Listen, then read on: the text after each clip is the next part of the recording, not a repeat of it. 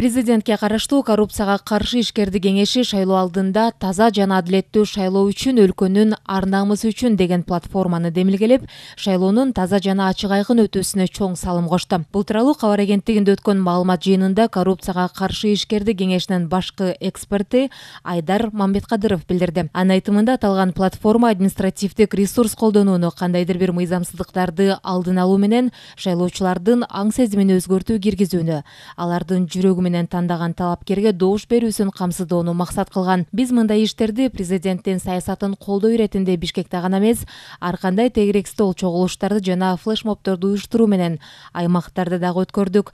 Активдүү жаштар биздин демилгени колдоп, облустарда, райондордо жана айылдарга чейин оюбузду жеткирүүгө көмөк көрсөтүштү, деди ал. Ал белгилегендей, бул аралыкта жарандардан тигил же бул талапкердин шайлоо алдындагы үгүт иштеринин мыйзамдуулугу боюнча көптөгөн арыздар келип түштү. Биз бул арыздар боюнча Борбордук шайлоо комиссиясы менен тыгыз иштеп, тиешелүү чараларды көрдүк, деди ал.